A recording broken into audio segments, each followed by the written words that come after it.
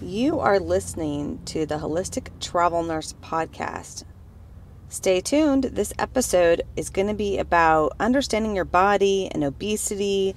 We're going to talk about some of the hormones. We're going to talk about your fat cells, obesegens, if you ever even heard of that term. I have some rustling of the papers of all of my topics, so I stay on topic as I educate here. We're going to talk about all the truth and science when it comes to weight loss and some things that I really think that you should understand. And if we just graze over some of these issues, and if you want to dive deeper in those, you can always reach out to me at holistictravelnurse@gmail.com. I'll even send you the links. Go, hey Naomi, what was that link? What did you say about this podcast or this book or this area where I want to research more? I could absolutely send that to you. I also love working with people. I love getting people on a plan to helping them, their livers function better, their kidneys function better. And I want to give you the truth and honesty of what I've learned. I am seeing the success on the scale. It's very, very slow for me. And of course, I'd wish it'd be faster. And I'll tell you what I'm doing and what I'm not doing. And it's nice. It's a bummer when we get on the scale and we haven't been on it in a while and it's not the numbers you expected it to be. And then when you really want to lose those last 10, 15 pounds, why are you having a hard time with that? This is what this episode is really going to talk a lot about, is that did you know that there's these things called obesegens that make it even hard for you to lose the weight? So just stay tuned, because obesity is an issue that we need to talk about. Obesity has risen in the U.S. in the past 150 years. They're contributing to massive disease processes. If you've been to the doctor and they've told you to lose weight but tell you to eat less, we know that doesn't work. And it's a sad dogma that physicians are still saying that. So it is not calories in, it's not calories out. You've heard that from other interviews, from other people who've had major success with the scale and never looked at calories in and calories out. So let's talk about really what it is, and those obesegens and those chemicals and what your body is doing, and some of the areas that could be causing the issues with you to have not the right weight, or maybe hard to lose those last little bit of pounds that you want to lose. So I have this really cool medical journal in front of me about obesegens. And if you've never even heard that term, we will absolutely we're going to explain all of that, what that is in this episode. So stay tuned. But it's funny because you're not just seeing obesity rise in adults, but you've seen obesity rise in pets. You're seeing obesity rise in urban animals is on the rise. And wait a second, you're like, wait a second, wild animals and my cats, I have one dog that's kind of chubby, and you're like, why are they chubby? What is going on? I don't feed them that much. And why would a wild animal start all of a sudden being chubbier than they used to be? So there is this idea that if the environment could be contributing to the obesity epidemic. And so there are some studies, you can find one in the journal Alternative and Complementary Medicine. There's a great article there where we talked about the early toxic effects go far back to the 1970s with low-dose chemical exposures and increasing weight gain in experimental animals. So they have been studying this for a long time. The role of environment chemicals and obesity has gained huge respect. We all know this because maybe we're eating more organic. We're trying to decrease our toxins, like I teach you and tell you to do all the time. The National Institutes of Health have done studies about this and children obesity. There's been lots of research. The National Toxicology program. There's also been studies, and they published an article in 2011 with their 3-year role in expecting environmental chemicals exposure to obesity, increasing the risk of type 2 diabetes and metabolic syndrome. So let's talk about fat. Let's talk about fat cells. Adipose tissue is the medical word, right? So fat cells store energy to release it when we need it. Scientists know this, that fats tissues act as endocrine organs. They release hormones to relate to the appetite and your metabolism. This is where the difference between obesogenic compounds differ in the mechanisms and actions affecting the number of fat cells. Other sizes of fat cells still have other hormones affect the appetite, how you feel full, food preference, energy metabolism. So some of the obesogenic effects may pass on to later generations. So this could be some of these toxics that we are being exposed to, some of those things be passed down through massive generations. So the term obesegens, which you'll see in the show notes, that term is really new. That is brought on by a researcher, Bruce Bulberg, a professor in the University of California.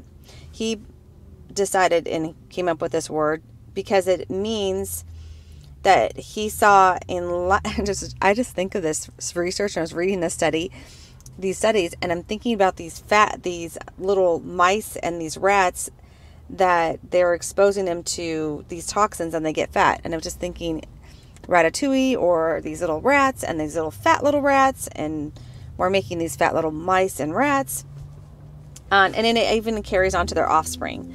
So human exposure of health effects and data related a rare organic toxins by study by the documentary in human blood and milk and the liver and the sample, and they pass these along. So there's going to be, Bloomberg studied a lot of endocrine disruptors in the early 200s. There's a lot of different other ones in Japan, causing even where we know that there's herbicides and pesticides that are still being used in the U.S. that will change the sex of fish and frogs. So what is it doing to humans? It's just like, oh my God. This is what he has, this huge, massive research studies on these, where he terms the term obesogens. So those need to come to effect when you're thinking about weight loss and understanding your body, where the problem could be.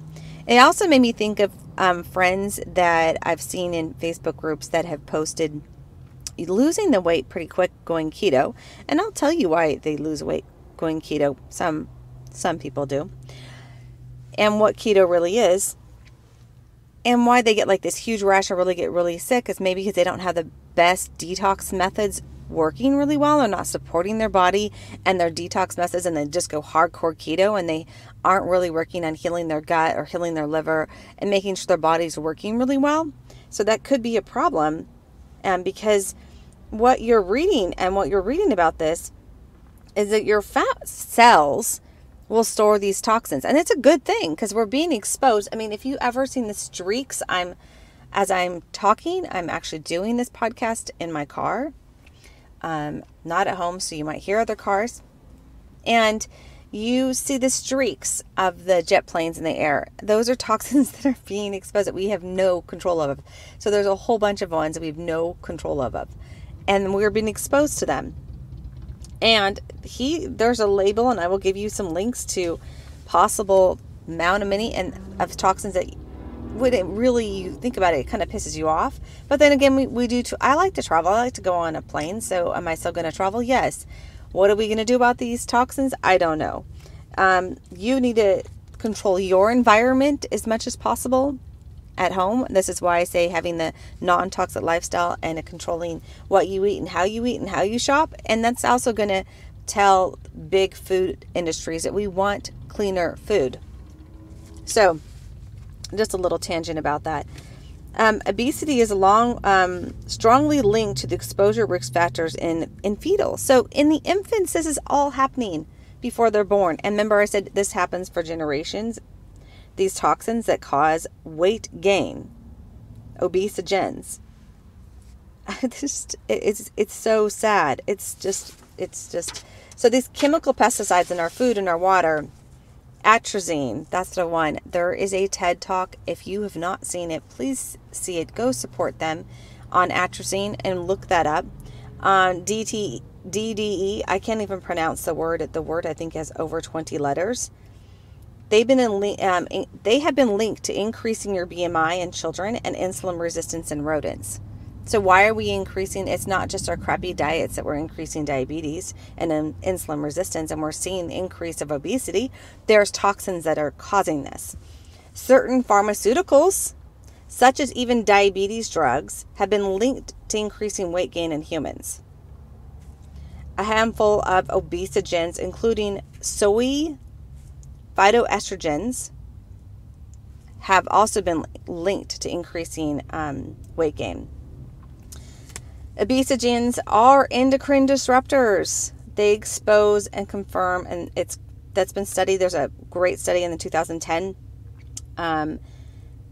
at the University of Albany in New York that they have put this all together, that we're seeing that these toxins in our handbags, in vinyl, in plastic, in vacuum cleaner dust, all these things, these phthalates, these plastics, will increase obesegens, increase your risk of being fat in humans. Is this being talked about on the mainstream news? Absolutely not. This is why you need to share this episode. One of the earliest links to human fetal development and obesity rose in a study to expose cigarette smoke in vitro. Secondhand smoke exposure also decreased more than half of 20 years, an estimated 40%. Americans still have a nicotine byproduct in their blood, suggesting the exposure remains widespread. Babies born to smoked mothers are frequently underweight, but the same infants tend to make up for it by putting on more weight during infancy and childhood. A baby is born relatively small and gestational age plays a catch-up later.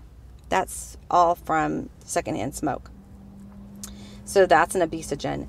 Animal study also implemented obesegens to bisphenol A, or BPA, which we all know because you're seeing everywhere where they're saying no BPA, but you have BPA in the lining of any of your food stuff. So like some of your canned food stuff, some of your, if you get the wrong paper plates, I'm really cautious about when I buy paper plates. So paper plates, all your plastics, oh my goodness. So everyone's drinking from plastic and they want to drink more water and it's in this plastic. So biofiltration, and I'm going to do an episode on water because I know a lot about it, and I think you guys should understand why you need filtered water and why you need to have a filtration system at home. BPA reduces it reduces the number of fat cells, but programs them to incorporate more fat. The fewer they are, but the larger the fat cells are.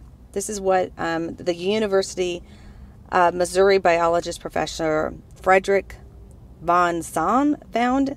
A study of BPA. It's just, and this gets passed on. Many endocrine disruptors inhibit the invert U-shape response of the curve, and most toxics response to occur the intermediate dose. So meaning a very small dose of this is going to affect you. So BPA affects rodents at a very low dose. And so think what it's going to do to us. Oh my goodness gracious.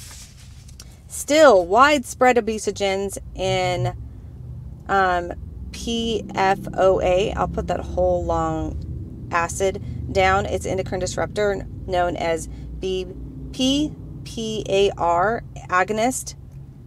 That you've seen it in blood of kids here, higher level than in adults. This particular chemical is on carpets, furniture. And so think of your babies on the carpet and furniture. It's also when you're getting, it's sprayed on your mattresses. It's in your microwave food items. It's in Scotch Guard. There was a huge class action lawsuit, and DuPont settled the class action lawsuit of $100.7 million after affecting the outstanding West Virginia nearby drinking water, and it was so high in the West Virginia drinking water, and it was just killing. There was a documentary on this and this particular chemical, and it's sad. And what happened in West Virginia, it's super sad. And the link to it, to the human health and pregnancy, increases hypertension, Oh, it's very sad. The exposure to your offsprings also elevated leptin, and we're going to talk about what leptin is here in a minute. So these are just some of those horrible chemicals that could be making you fat. So, I mean, it almost doesn't matter where in the world you are, we're being exposed to more. So what you really should be working on is having good pathways, your liver functioning well and doing things for your body, that your liver is going to be functioning well, your kidneys functioning well, and controlling your environment at home. It is sad because I was listening to another podcast, and she talked about women, and if you put 10 women together, only 2 of them are actually happy with their body. If like you took off all your clothes and you're standing there naked, and there'll only be 2 of them that would be like, okay, satisfied with their body. I know, because you get me naked in front of a mirror and I'm not like, oh yeah, I like my body. I am no 50-year-old looking like J-Lo, and the 50-year-olds that think they need to look like J-Lo. But that's where we're at.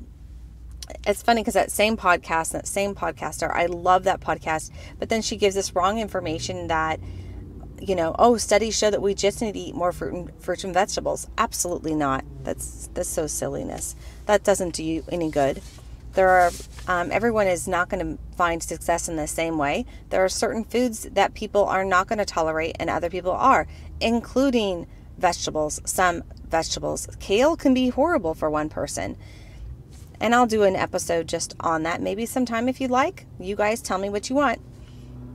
You've listened to my podcast if you've not heard the interview where Tracy does better, carnivore, Bev does better, intermittent fasting is reverse type 2 diabetes, Rachel does better with absolutely no dairy and keto. So we're all different. You can't be lumped in this way that we're all going to be the same and we should all be eating the same. That's silliness.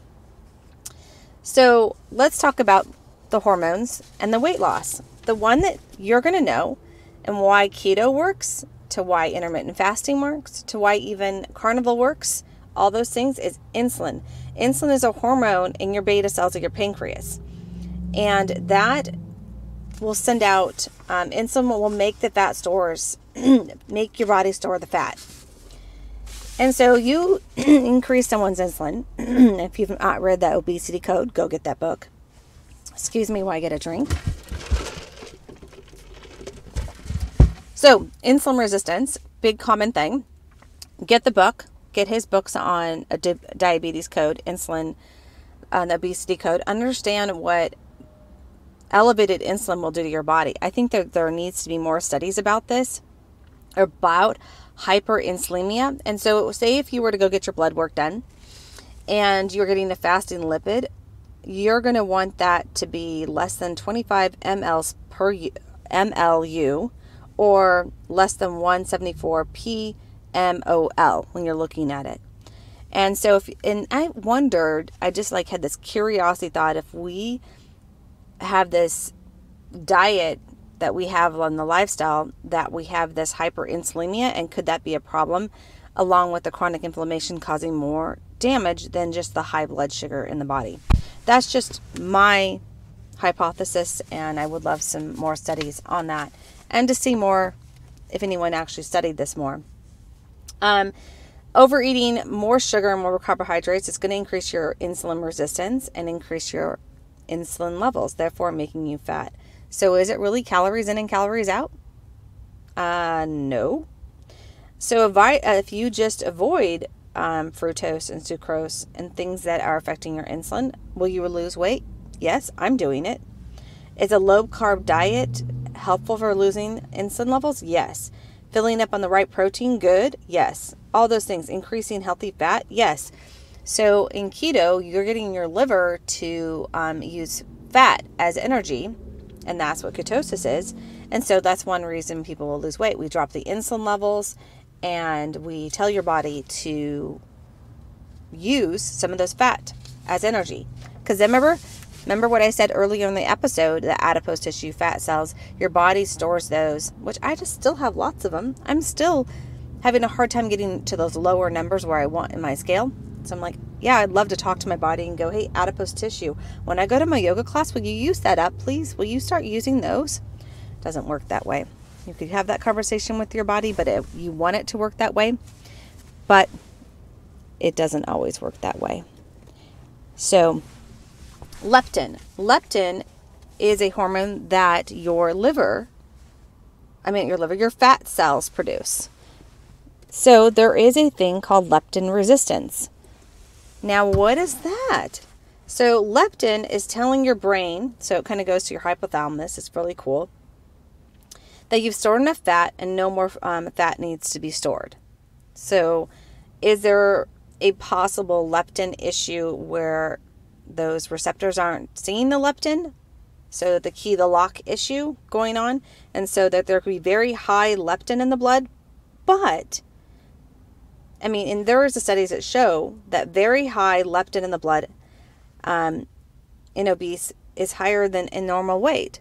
But it's not working because their body's still storing fat and their leptin levels are really high. So is there a leptin resistance? So leptin should reduce your appetite. That's what leptin should do. Go, wait a second, you've eaten enough. We don't need to store any more energy. And could there be a process going on in your hypothalamus? That's where it really works. Not really in your brain, but in your hypothalamus. Because leptin doesn't cross over into your blood-brain barrier. It goes right into your hypothalamus, and your hypothalamus controls so much. Two potential leptin resistance are chronically elevated is insulin levels and inflammation in your hypothalamus. Your hypothalamus is messed up, you're in bad juju. You could be gaining weight just because your hormones are all messed up. So eating foods more that are going to inflame you, those could screw up your body also.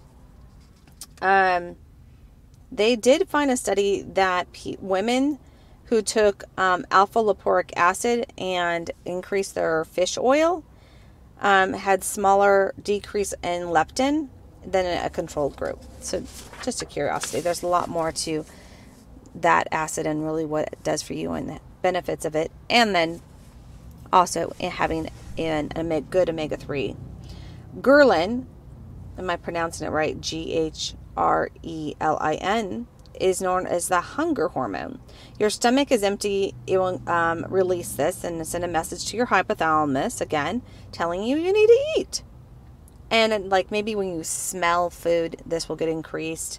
And when you're in a fasting state, it's a good thing to be hungry and not eat. We really need to tell our bodies more that it's okay to be hungry and not eat. Studies shown that if obese people eat a meal, a ghrelin only decreases slightly. Because of this, the hypothalamus doesn't receive a strong enough signal to stop eating, and overeating happens. So we can see that there's lots of issues with why we gain weight and when it comes to losing weight. Avoiding fructose and corn syrup. Ooh, I have to talk about this sometime because fructose is super hard in your liver, and they want to tell you it's not, but it is. Cortisol, which I've talked about in the past, is a hormone produced by the adrenaline glands. It is your stress hormone. And stress is something I'm going to dive into and do a whole season on because it is so harmful for your body. And you could have no idea how stressful your body is maintaining unless you physically and mentally are doing things to decrease your stress in your body. So increasing cortisol level obviously will increase you to be fat. You don't have to do anything. You could be eating like nothing and you're going to gain weight. So controlling your cortisol levels is important, and meditation, doing things like yoga, listening to music. Oh my gosh, a thing on sleep. I have an episode coming up, a hint, with the Sleep Ninja, because if you're not getting adequate sleep, that also is going to affect your weight gain and your weight loss. And so you're going to listen to that episode. It's going to be released here real soon with the Sleep Ninja. And if you're not getting adequate sleep, you're going to have a hard time losing the weight. And it's going to affect your cortisol, and it's going to you're going to be more stressed. Estrogen, and this is where I'm going to have an expert on because I'm going to estrogen is one of the most important female sex hormones. It being very high or being very low can cause and lead to weight gain. That's all I'm going to say about that. We will have an expert on, and we're going to talk more about that. So if you're struggling, this is an area. If In menopause, you have like no estrogen. So you see that people that are in menopause will be chubbier. During menopause, estrogen levels goes to like nothing and your fat stores go up. So you really just think, again, it's calories in and calories out. Okay, let's go on to the next. Norepeptide, Y, is a hormone produced in the brain and your nervous system. It stimulates your appetite for carbohydrates. I hate you. I hate this already. Carbohydrates, come on now. When I eat carbs, I just want freaking more of them. So that's the problem. And is high during a period of fasting and food desperation. You wonder. So, is it again, you're learning all these things that could be causing you to make it harder to lose the weight. Glucagon-like peptide, GLP-1, if you were testing it in the blood, is a hormone produced in your gut when your nutrients are eating your intestines. GLP plays a role in keeping blood sugar levels stable and also making you feel full. So researchers believe that decreasing the appetite occurs immediately after weight loss surgery, partially due to the increased production of GLP. No one talked to me about that. Just saying. We're still on the hormones here. CCK, cholecystine, another hormone produced by your gut. Higher amounts of that shown to reduce food intake in both lean and obese people. So another hormone your gut makes that could be infecting it. Okay, so then we're getting into the end of some of them. We didn't even get into all the toxins. I really strongly suggest you look at a few of those incredible documentaries, a couple of the books that will tell you the massive amount of toxins, and do your research at home. What are you putting on your armpits? What is in your, what are you putting in your, on your face every day? What kind of moisturizer? What chemicals are in there? What are you drinking out of every day? Are you drinking out of a plastic thing every single day? Throw it out. Go to stainless steel or glass. What are you doing at home with your household cleaners? Phthalates have more than just problems with weight gain and weight loss. Phthalates cause massive amount of issues. Are you spraying on perfume? I think we're going to see more and more new diagnoses called chemical sensitivities, where people are, more we go out of nature and away from nature, more and more we're getting sick, and we're making actually people and even animals sick. The more and more we make these 80,000 different chemicals that are out there, the more we have our bodies, and we're trying to eat organic. Yes, your organic food from the grocery store is sprayed, so definitely you want to make your own little thing and rinse it off. Or, you know, if it's something where you can peel it.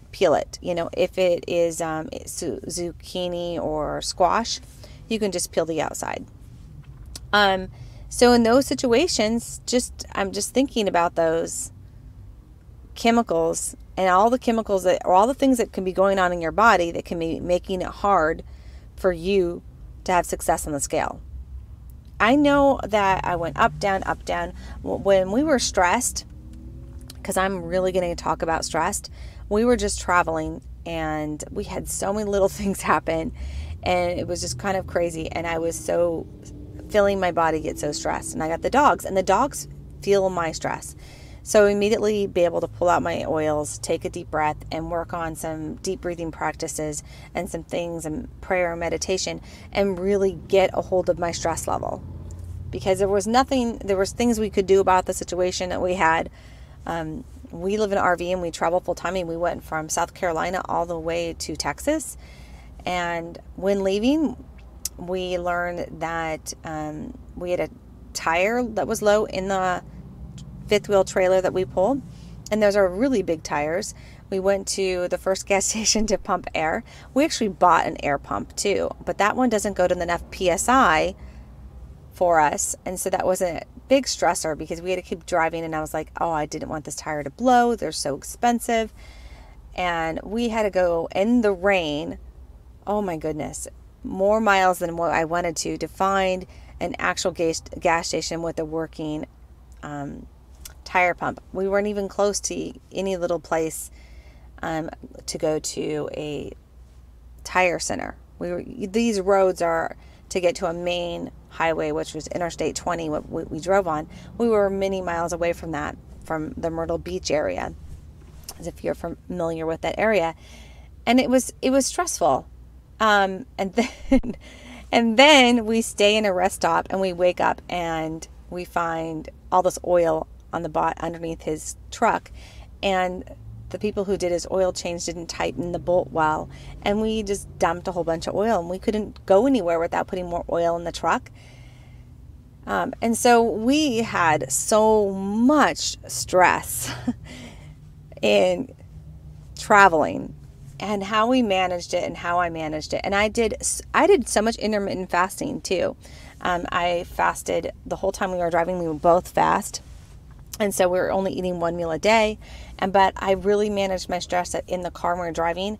I would put on the music that would calm me down, that works with me and helping me calm down, helping the dogs that were traveling me calm down. I used my essential oils beautifully, and I will educate you guys a lot more on that, how they work so beautifully in balancing and helping your stress. So we did those things, and it was cool when I finally got on the scale, and it was a few days later, I actually lost weight, which is great. And then we got here and we were like, oh, Texas has great Mexican food where we're at, and we haven't had great Mexican food. So I ate some foods that I haven't eaten in a while, and I got out of my fasting window, and I'm not eating so keto, but I ate more carbs than I'm supposed to. And so then I fluctuated up in the scale, and then I'm like, I got to get back into it. So I've been doing well on my fasting, and for me, it's not having to be keto.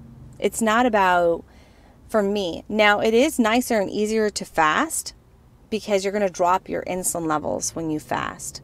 You're also doing many other things that I really think that I'm going to talk about, that time interval eating should be done so much more. It's going to do so much more for your body that I'll do a whole episode just on that. But for me, I am seeing the weight, and I'm getting maybe 5 pounds a month. That's it. And I have about 25 more pounds where I want to see it come off me. And so I've incorporated going back into yoga, getting back into what I love to do, to work out, and then taking care of my body, making sure my liver is working well, make sure I'm doing the right things with my mindset, going to go check my labs and see how my hormones are, because I know they've been out of whack. So I hope that you guys got something out of this podcast. I hope that maybe it just sparked a little bit of information that you're going to go, oh man, I want to explore this more, or I'm going to be a smart shopper. I'm going to live a less toxic life, because that's going to affect my quality of life, the overall health of my life. I'm going to do something more about my stress. I can't wait to hear the episode about sleep. If you've not heard the episodes from Rachel's Success, if you've not heard the one with the interview with Bev or Tracy, go listen to those, and I hope they inspire you. I hope you got some tactful information, that you understand your body more, that there's so much going on with your hypothalamus, to your liver, to your pancreas, to really causing the weight gain and the weight loss.